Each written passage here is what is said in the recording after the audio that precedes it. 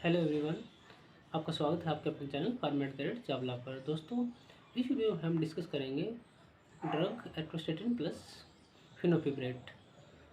एट्रोस्टेटिन plus फिनोफिब्रेट medicine उन patients को दी जाती है जिन पेशेंट्स का कोलेस्ट्रॉल भी ज़्यादा है और ट्राइग्लिसराइड भी ज़्यादा है।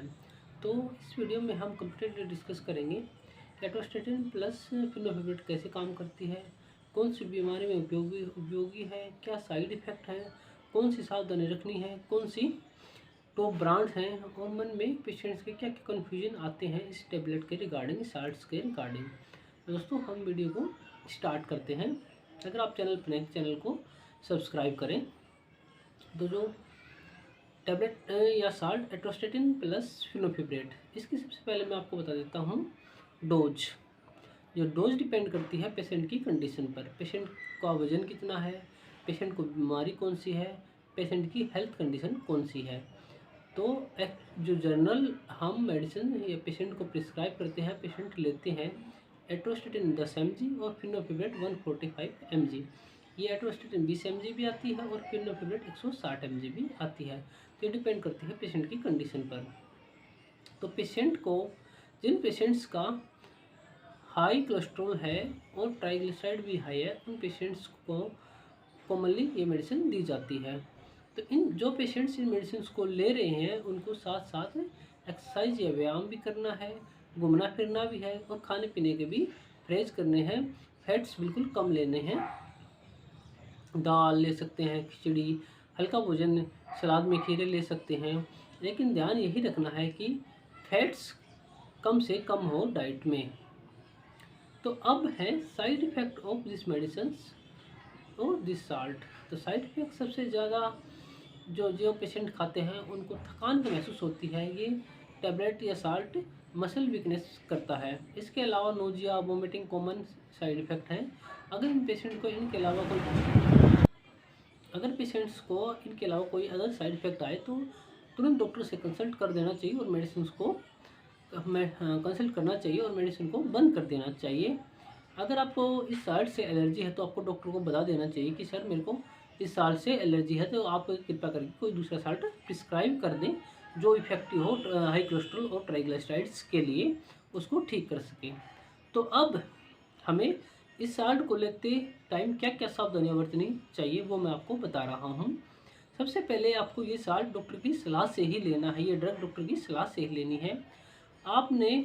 सेकंड है, अगर आप मॉर्निंग में टैबलेट स्टार्ट कर रहे हो तो आपको मॉर्निंग में ही लेनी है। ये नहीं कि कभी आपने मॉर्निंग में ले ली, कभी आपने नाइट में ले ली। तो आपको एक फिक्स टाइम करना है। सेकंड, थर्ड है, आपको खाना खाने के बाद ये मेडिसिन दिन में सिर्फ एक बार ही लेनी है। फोर्थ है, अगर प्रेगनेंसी में आप मेडिसिन ले रहे हो तो आप डॉक्टर की सलाह से ही लें। ब्रेस्ट फीडिंग में भी डॉक्टर की सलाह से लें। इस मेडिसिन के साथ या इस साल्ट के साथ आपको शराब का सेवन बिल्कुल भी नहीं करना है, ये जानलेवा हो सकता है। तो आप बिल्कुल ध्यान रखना है कि आप ड्रिंक ना करें इस मेडिसिन के साथ। जिन पेशेंट्स को लीवर या किडनी की प्रॉब्लम है तो वो डॉक्टर को बता दें कि हमें लीवर या किडनी की समस्या है, तो डॉक्टर उस अकॉर्डिंग डोज फिक्स कर देंगे इस साल्ट की। तो ये सभी प्रिकॉशंस हैं जो हमें रखनी है। इस मेडिसिन को तोड़ना फोड़ना भी बिल्कुल नहीं है। अब है, मन में क्या क्या कन्फ्यूजन आते हैं इस साल्ट के रिगार्डिंग। तो सबसे पहले पेशेंट सोचता है कि ये कोलेस्ट्रॉल कम करता है या नहीं। एब्सोल्युटली ये साल्ट कोलेस्ट्रॉल को नॉर्मल रेंज में लाता है, ट्राइग्लिसराइड्स को भी ये दोनों साल्ट नॉर्मल रेंज में लाते हैं। फिर दूसरा है कन्फ्यूजन कि हम कितने लंबे समय तक ये मेडिसिन लें। ये डिपेंड करता है पेशेंट की कंडीशन पर और डॉक्टर कितने लंबे समय तक ये मेडिसिन चलाते हैं।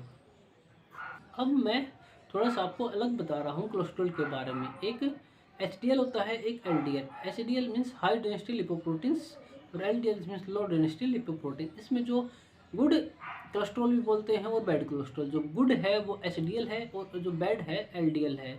तो इस मेडिसिन का काम क्या है, ये मेडिसिन जो LDL होता है उसकी क्वान्टिटी को कम कर देती है और HDL की क्वान्टिटी को बढ़ा देते हैं। जो ब्लड वेसल्स के अंदर LDL ज़्यादा जमा हो जाता है तो उसको धीरे धीरे ये टैबलेट डिग्रेड कर देती है और ब्लड वेसल्स के अंदर जो एरिया होता है वो इंक्रीज हो जाता है, क्योंकि जो LDL है उसकी जो साल्ट ये हम ले रहे हैं ये उसकी क्वांटिटी को धीरे धीरे कम कर देते हैं। इससे पेशेंट्स को हाई ब्लड प्रेशर में भी राहत मिलती है और कोलेस्ट्रॉल और ट्राइग्लिसराइड का लेवल भी नॉर्मल हो जाता है।